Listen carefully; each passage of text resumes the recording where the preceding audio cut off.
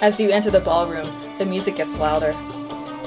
Groups of guests stand by the edges of the large room, the lights of their clothes reflecting off the shimmering diamonds and mirrors that riddle the ceiling. You notice the man dancing in the center, the only one focused on his partner. His hair is golden like sun. His salwar kameez is pure white. His companion, a Riddan man, dressed in a matching white salwar kameez. Just so you get a better look at him, the music climaxes and ends, again becoming a dull background noise as the dancers clear the floor. The matching men walk off to the courtyard. Your attention is captured by a group of people surrounding a man not too far from you. I must say, champion, your last fight was the most entertaining yet. Some click their tongues, audibly disagreeing. That is not true. His most impressive fight was against the Weirvin. I nearly thought you died. And that is why I didn't find it entertaining. I was so worried for you.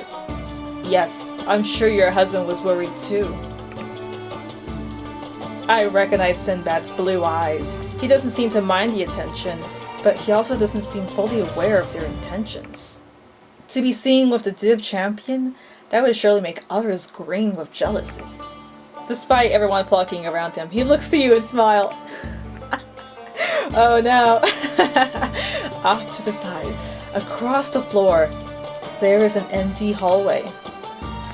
Even the lights of the hall are dark, the entrance only illuminated by the fires that surround the ballroom. Wait. So it's like off limits? Oh, okay. Yes. I kind of want to go to the courtyard.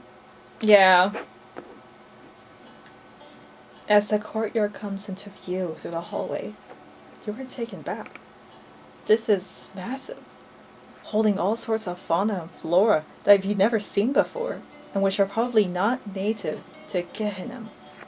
You hear the sounds of running water and think it must be the pool that many courtyards have. At least, there is one thing you're familiar with. Vines twist around the trellis that extends deep into the courtyard, creating a maze. You can see past the small gaps in between the flowers, sometimes showing you what lay on the other side. Oh no! You walk into the maze, and after following the path for several steps, you are met with your first divergence. I'm gonna get lost. I haven't even got any food yet. To your right, you hear the sounds of deep laughter. You can't pick up what they're saying, but your heart... But you hear two masculine voices speaking. Okay. To your left, you hear nothing at first, but after a brief moment past the loud sounds of the party, you hear two feminine voices speaking, followed by light laughter. If I go to the right side, I might meet one of the main characters. Sitting with the left. But I have no idea who is on the left, and I have only some semblance of an idea who's on the right. Watch how you follow the sound of the light laughter. Your paved path with cobblestone covered in moss and bioluminescent flowers that glow decadently in the dark. The path opens up, revealing a small space where a solitary tree stands. Beneath the tree sits two women. They seem to be enjoying each other's company, considering the way they laugh with one another. Why do chemists like nitrates so much? The one woman can hardly contain her laughter as she speaks, because they're cheaper than day rates.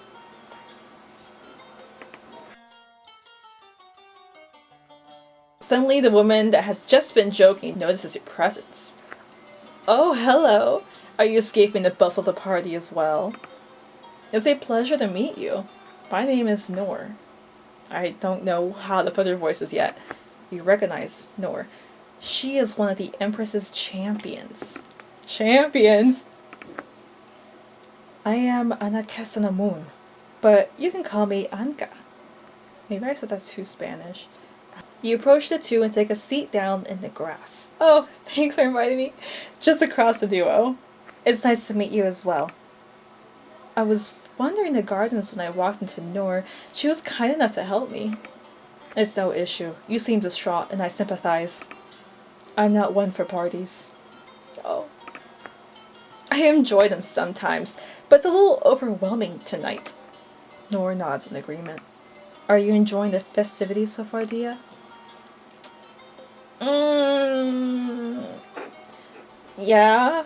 I mean, I saw two guys kind of dance. Music's nice, looks kind of pretty. I'm having an okay time. I'm having a good time right now. I'm glad to hear that. A lot of people worked very hard to make this a night that we won't forget, as the Sun advertised. A bell chimes in the distance, and Nora immediately stands, gracefully smoothing the wrinkles from her deal. If you'll excuse me, the Empress is making her speech soon, and I must stand by her side. She bows to you and Anka before taking her leave. It was very nice to meet you, Dia. I hope that our paths cross again. Anka places a hand atop yours, letting it linger there before finally standing from her place and walking off. I just got here! Soon after, you get up and leave the maze, returning to the ballroom. The people gather, filling in from different doors that riddle the walls of the ballroom. The center lay nearly empty, ready for the Empress to take her place there and make her speech. The only two standing there currently are Zazan and ShotCut. You start making your way to a spot in the crowd where you hope the Empress won't notice you. Oh no! However, distracted with looking for the prime location, you bump into another individual. Sorry. You turn to see who you walked into. Before you stand the Empress. I'm so sorry. She raises a hand, silencing you. There is not a trace of anger on her face. I would be terrified. It's fine. You stand there in silence as she brushes past you, not acknowledging your presence any further than a single sentence she uttered. Ifrita stands between the two men, and immediately people bow. You quickly follow suit. Zazan, ShotCut, thank you for this lovely evening. Zazan places a hand on his chest. It's my pleasure, Ifrita. Ifrita returns her attention to the crowd and begins to speak, her voice captivating them. You continue to watch, but your focus seems to fade slowly. Oh, no. Black thoughts threaten your vision, your head suddenly feeling weightless upon your shoulders. A familiar eldritch voice calls out to you.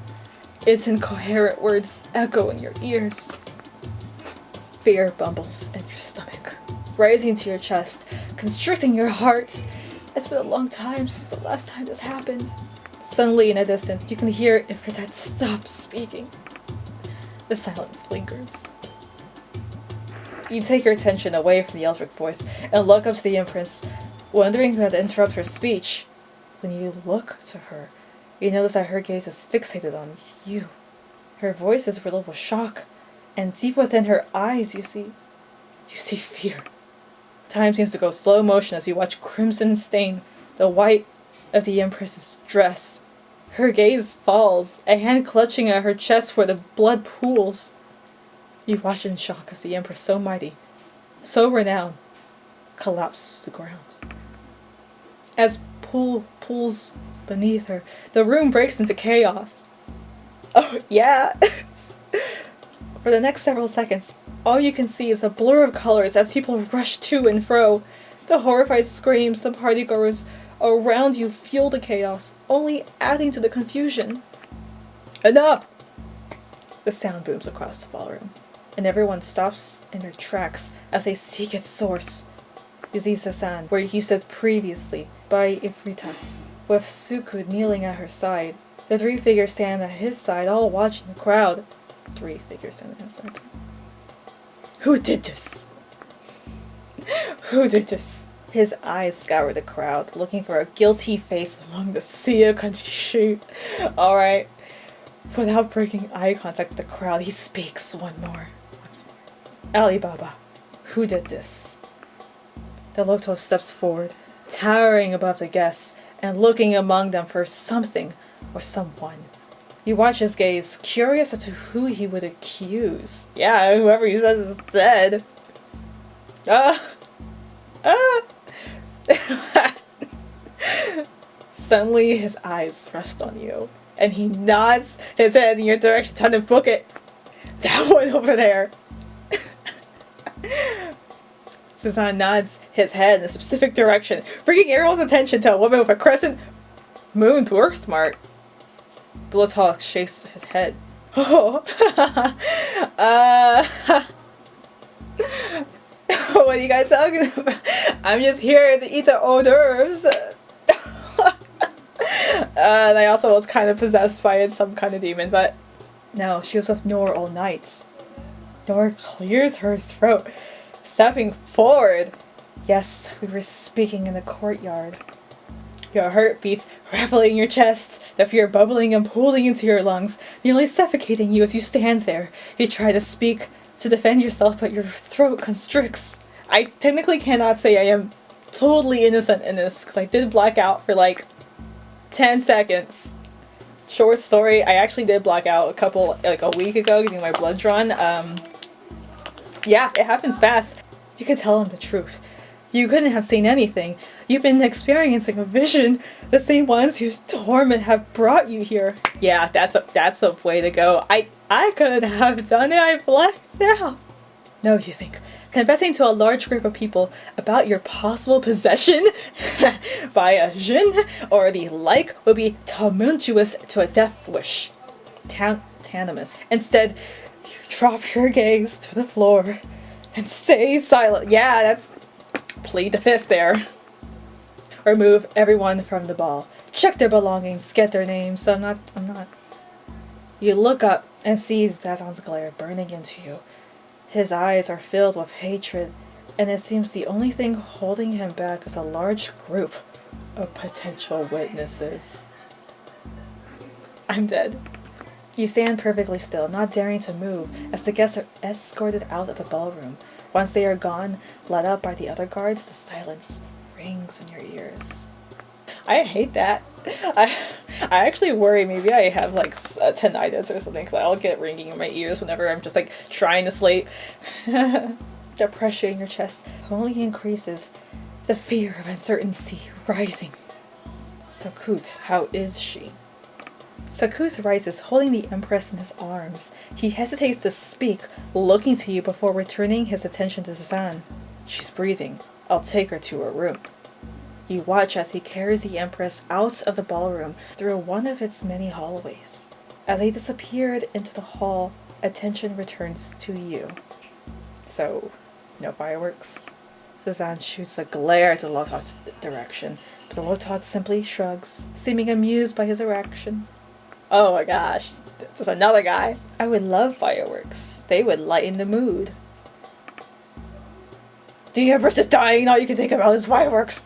The div hardly flinches at Zazan's raised tone, apparently unaware of the fact that his request was inappropriate. I thought they would make you happy. You know, lighten the mood after all that. Nothing a couple of fireworks can't fix. You watch Zazan bare his teeth, the irradiated twitch of his face revealing sharp canines. Knowing that his anger would not affect the div, Zazan brings his attention back to you. Nor arrest them. They will be executed in the morning for treason. Now any of the trial. And arrest the Redound woman too. I'm no fool. I know that birthmark is that of the royal family. You and your friends probably planned this attack to overthrow the Empress and weaken the Imperial City to take it over. Excuse me? The Redound are not warmongers who fantasize about world domination. No. No? What do you mean, no? Do you not know what no means, Zazan? I know what no means. Wait, you know what no is? Or do you know what no is? Or no, you don't know what no or no are. Suddenly, Zazan's anger subsides, as if a wave of confusion has washed out all the flames of fury.